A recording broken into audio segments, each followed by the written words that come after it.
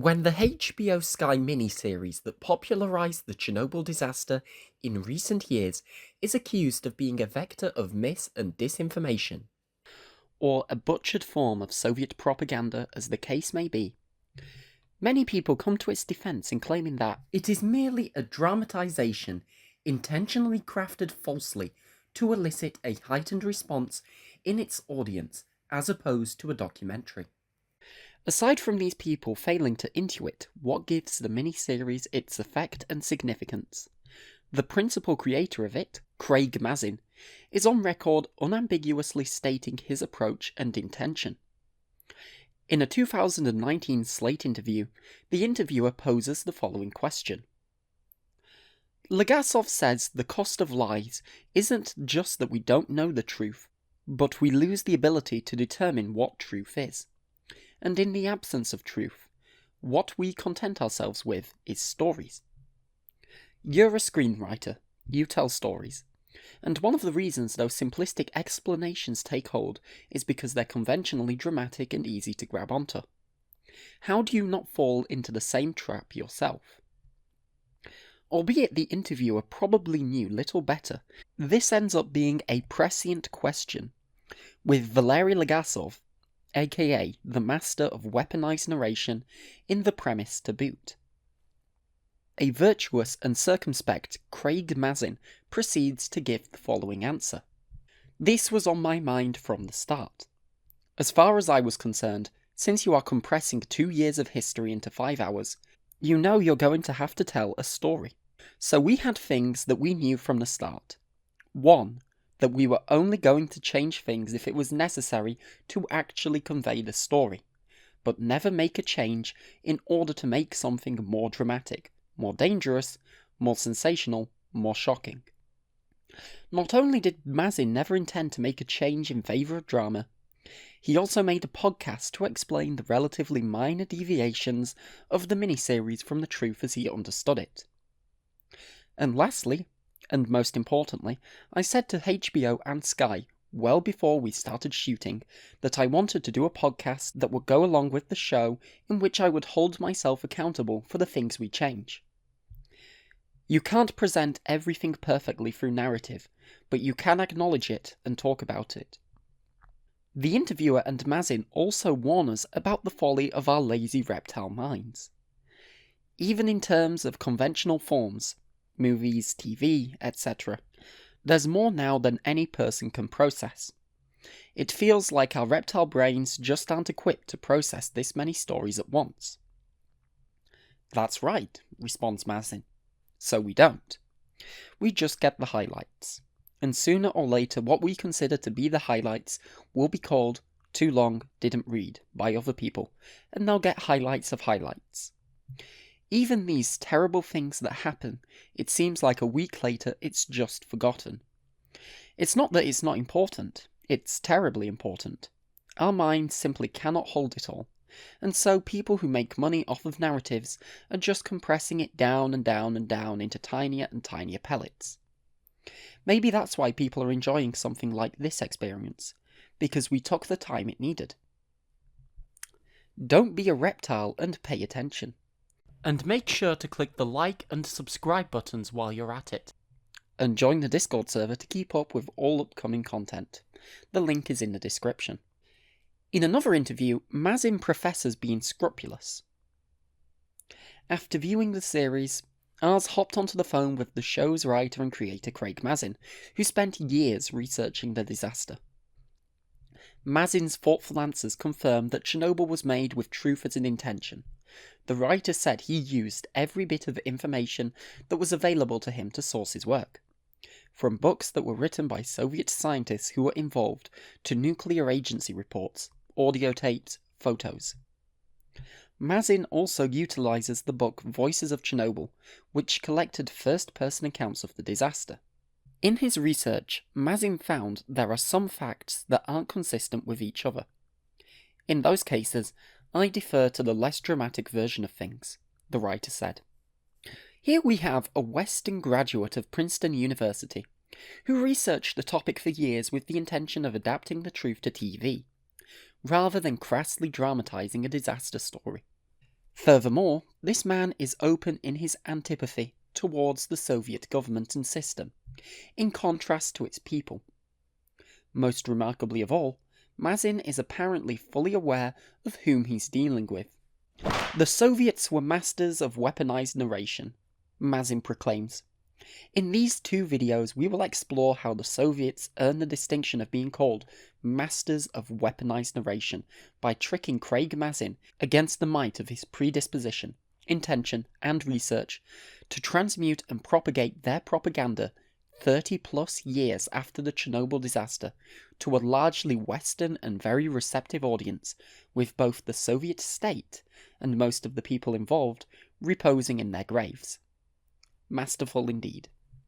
Mazin's critical mistake is as simple as it is enormous. It is conveniently laid out to us on page 49 of the miniseries Episode 5 script.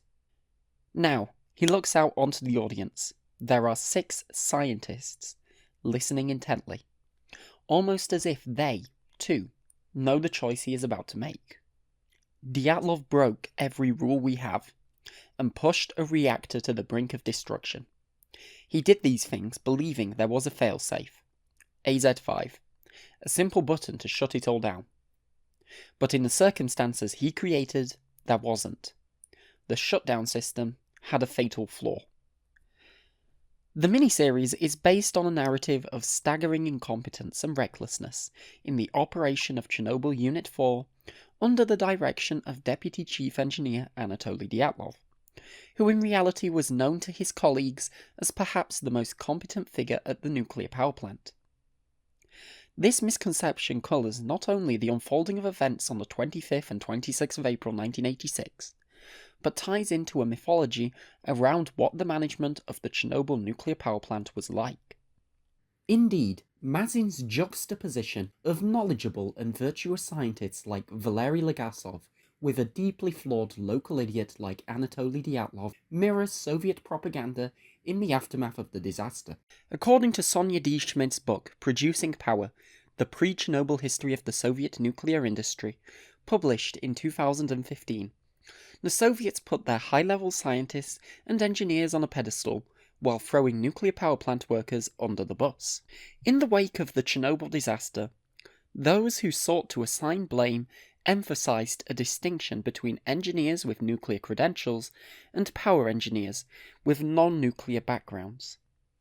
Official press reports depicted technical specialists who happened to work for Minenergo, which is the Ministry of Energy, operating most nuclear power plants, at the time of the accident as mere operators, and put Sredmash, the Ministry of Medium Machine Building, under which the Kurchatov Institute fell, employees in the role of heroic scientists and patriotic engineers, whose only mistake had been to entrust the civilian operators with a task beyond their level of expertise. These were, let us call them, selective characterizations, as before Chernobyl, the Soviets sung a different tune. Adam Higginbothm's Midnight in Chernobyl describes the Soviet reaction to the American 3 Mile Island accident that occurred in 1979. Publicly, Soviet officials attributed the accident to the failings of capitalism. Academician Valery Legasov, Alexandrov's immediate deputy at the Kurchatov Institute, published an article insisting that the events in 3 Mile Island were irrelevant to the USSR's nuclear industry, because its operators were far better trained, and its safety standards higher than those in the United States. The corresponding endnote reads, its operators were far better trained. Leonid Bolshov, a senior physicist at the Kurchatov Institute at the time, recalls that the official line went as follows. The American operators were poorly educated former Navy cadets, who never completed college, while the Russian operators were all nuclear science majors from top universities with superior training. Author Interview 2017. Also see Zoris Medvedev, Legacy of Chernobyl, pages 272 to 273. Craig Mazin believes he captures the deception of Chernobyl with the revelation that there was a positive scram effect related to the design of the reactor control and protection system rods. which the miniseries incorrectly describes as having graphite tips, entering the core from above rather than graphite displacers that were in the middle of the core, pushing out neutron-absorbing water columns at the bottom of the reactor. In SAG-7, however, which is the top source on the causes of Chernobyl, and a report Mazin claims to have read accordingly, portrays the disclosure of a serious positive scram effect as only an intermediate step in accurately understanding the Chernobyl disaster. 2 paragraphs on page 30 describe a dubious evolution of official explanations. The first paragraph mentions the Soviet Government Commission and the resulting documents provided to the 1986 Vienna meeting, forming the basis of the International INSAG-1 report as blaming the operators. The concluding sentence notes issues with the credibility of this account. The following paragraph cites a Kurchatov Institute report that adds what amounts to a wrinkle to the official narrative. The operators of Chernobyl Unit 4 still bear primary responsibility for an extremely improbable combination of violations of operating instructions and procedures, only in the context of which a design deficiency in the reactor control and protection system emerged. At the conclusion of the paragraph, it is explicitly noted that rather than the end, this is more of a beginning in reanalyzing the causes of Chernobyl. These contradictions are sufficient grounds for continuing the analysis of the causes and circumstances of the accident, in order to establish the truth and to develop measures based on facts to prevent similar accidents from occurring in the future. Craig Mazin and the HBO Sky miniseries missed that memo. The primary contribution SAG-7 makes is precisely to the summary statements found in the script that Dyatlov broke every rule we had, but in circumstances he created, and pushed the reactor to the brink of destruction. To understand how and why Chernobyl is continued to be misremembered in this manner, we have to go back to the beginning, where the seminal lies that have shaped the narrative since emerged. First, we need to remember that the Chernobyl disaster was a seismic event in its time. This fact was lost on no one. In Politburo session notes dated June 5, 1986, the leader of the Soviet Union, Mikhail Gorbachev, voiced his suspicion of what the expert-laden government commission would find. I am very concerned about the work of the government commission, which is investigating the causes of the catastrophe. We will raise this issue very strictly and very extensively at the Politburo, and we will not allow them to manipulate us with all kinds of professional conclusions, which are actually just excuses. Gorbachev proceeded to say the quiet part out loud. Nobody should count on mercy. In Midnight in Chernobyl, Adam Higginbotham describes a remarkable scene of how the heads of the Ministry of Medium Machine Building and its Kurchatov Institute of Atomic Energy handled the expert environment. Meanwhile, behind closed doors in Moscow, a bureaucratic battle had begun over the joint report on the causes of the Chernobyl accident in Unit 4 of the Chernobyl AES, the confidential version of events being prepared for the Politburo. In memos, meetings, and multiple interim documents, the barons of the Soviet nuclear industry, the scientists, and the heads of the competing ministries that controlled it, competed to divert blame from themselves, ideally before the final report reached General Secretary Gorbachev. The conflict was hardly an even match. On one side was the Ministry of Medium Machine Building, the Nuclear Design Bureau Nikiet, and the Kurchatov Institute, each headed by its respective octogenarian titan of socialist science. All veteran apparatchiks of the old guard. Former revolutionary cavalryman Efim Slavsky, Nikolai Dolozhov, designer of the first ever Soviet reactor, and Anatoly Alexandrov, the massive, bald-headed Buddha of the atom himself. These were the men who created the RBMK, but had also ignored more than 10 years of warnings about its shortcomings. On the other side was the Ministry of Energy, represented by the 56-year-old nuclear neophyte Anatoly Mayaretz. His ministry had built the plant, operated the reactor, and was responsible for the training and discipline of the staff who had blown it up. The disputes began almost at once, with the Commission's preliminary report on the causes of the disaster just 10 days after the explosion, on May the 5th. Overseen by Meshkov, Slavsky's deputy at the Ministry of Media Machine Building, it unsurprisingly laid the blame for the accident on the operators. They had disabled key safety systems, flouted regulations, and conducted the test without consulting with the reactor designers. Senior reactor control operator Leonid Toptonov had pressed the AZ5 button in a desperate and futile bid to stop the accident after it had begun, triggered as a result of his and his colleagues' simple incompetence. Toptonov and shift foreman Alexander Akimov were unlikely to contest this version of events. Both would be conveniently dead within 10 days. But the specialists from the Ministry of Energy refused to put their signatures on the joint investigation report. Instead, they produced a separate appendix based upon their own independent investigation.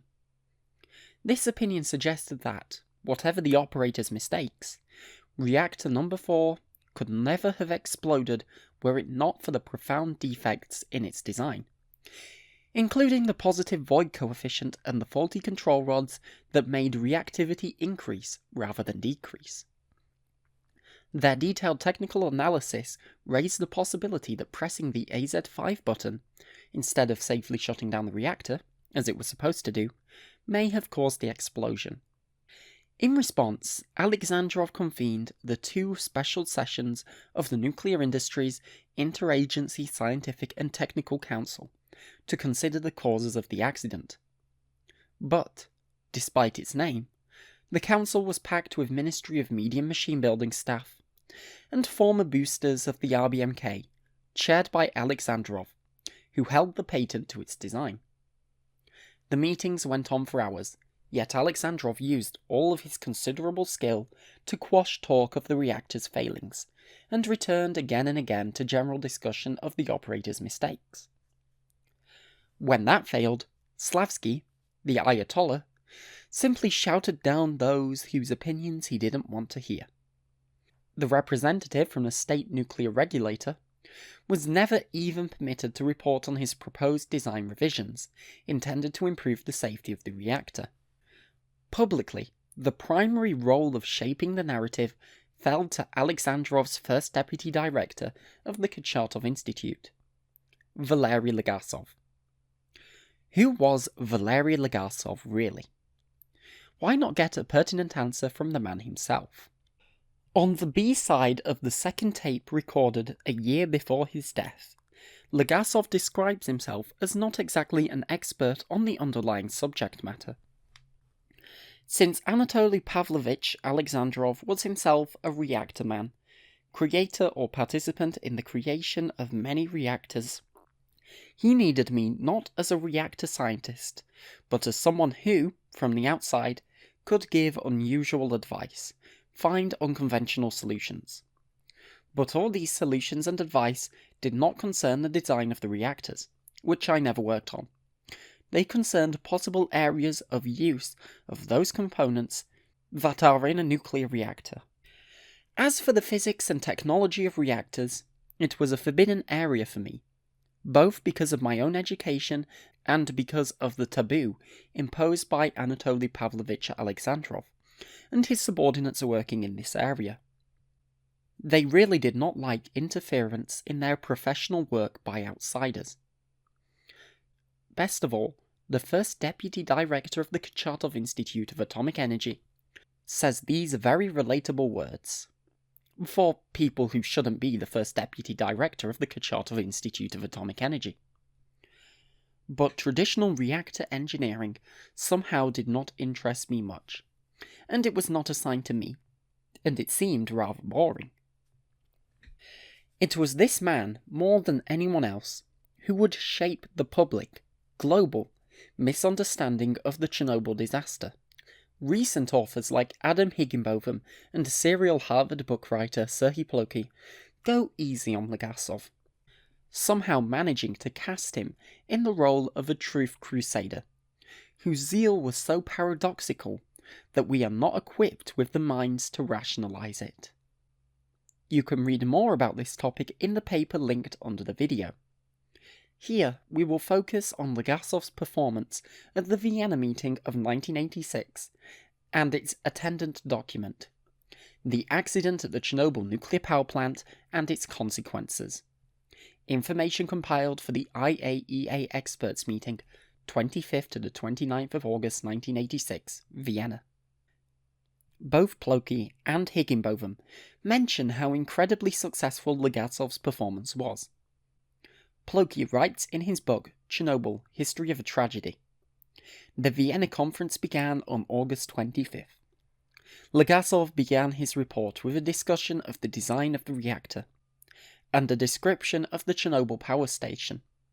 He continued with a description of the accident, an analysis of its causes, and a description of the impact, concluding with recommendations on how nuclear accidents could be predicted in the future.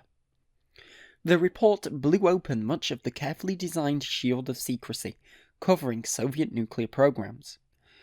The audience, consisting of close to 600 nuclear scientists representing 21 international organizations and 62 countries, as well as 200 journalists, was stunned. Legasov's presentation was greeted with a standing ovation.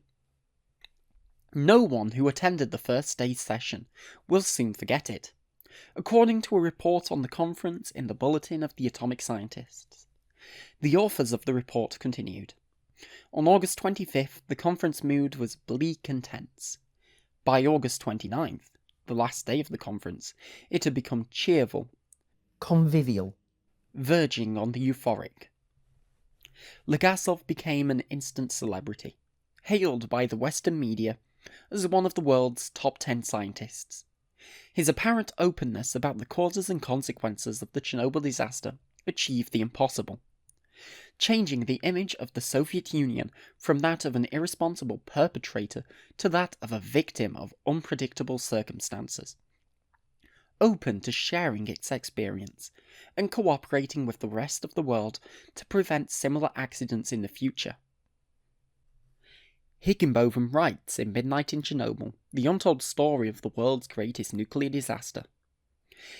Impressed by such apparently unprecedented candor from Soviet scientists, and reassured by the idea that the disaster was an extraordinary event that had little relevance for nuclear safety outside the USSR, and that its health and environmental consequences fell within acceptable limits, the delegates left the hall confident in the future of Soviet atomic energy, and of their industry around the world. By the time they departed from Vienna at the end of the week, the mood was cheerful, almost jubilant. For the Soviet Union, and for Valery Legasov personally, the conference was, a prominent British physicist remarked in the Bulletin of Atomic Scientists, a public relations triumph. On his return to Moscow, Legasov went directly to the Kurchatov Institute and ran up the steps to the 3rd floor. "Victory!" he shouted to a friend. Yet nagging questions remained. Plokhy and Higginbotham reconcile remaining nagging questions and the fact that Legasov just blamed the operators by Legasov's self-authored distinction between truth and the whole truth. Of his Soviet gymnastics, Plokhy writes, Legasov, for his part, believed that he had done the right thing for his country and the world. Privately, he began to regret that he had not gone far enough. He would later tell his friends, "I told the truth in Vienna, but not the whole truth." Higginbotham offers a similar line. "I did not lie in Vienna," Legasov said to his colleagues in a report he delivered 2 months later at the Soviet Academy of Sciences. "But I did not tell the whole truth." So, what is Legasov's truth? The truth he delivered at the Vienna meeting that was truthful but not entirely truthful? This will be the subject of part 2 of Masters of Weaponized Narration. But, ironically, or not ironically, Legasov's truth has a few prerequisites for being understood truthfully, You see, Legasov's truth is not as simple as you might imagine truth to be. There are two things you need to know about it ahead of time. 1. Legasov's truth was meant to be taken at face value, apparently because Valery Legasov said so. A January of 1987 American report on the Chernobyl disaster makes a pithy observation. The plant operating procedures are not available. 2. Legasov claimed that he did not lie in Vienna, he just did not tell the whole truth. Let us try to avoid a Bill Clinton moment where things depend on what the meaning of the word is. What are lies? Such a philosophical, epistemological question would cow lesser persons than us. But not us. Therefore, we shall posit a common-sense standard of certainty for what lies are, in this context comprised of successive criteria that increase the likelihood of statements and arguments being, in fact, lies. At the fourth criterion, we estimate this likelihood to be at approximately 102%. Lies criterion 1. False statements. However, false statements are not guaranteed to be lies. Lies criterion number 2. False statements unlikely to be mistaken by expert sources. When false statements trace to people who should really know better, we have a real problem. Lies criterion number 3. False statements unlikely to be mistaken by expert sources, all pointing to the same conclusion. When all your bizarre screw-ups of the truth align in the furtherance of one conclusion, the statisticians raise an eyebrow. Lies criterion number 4. False statements unlikely to be mistaken by expert sources, all pointing to the same conclusion in the context of a conflict of interest between the sources of the statements and their targets. When your blatant falsehoods get other people in trouble instead of you, the jig is up. We hope to see you in the next video.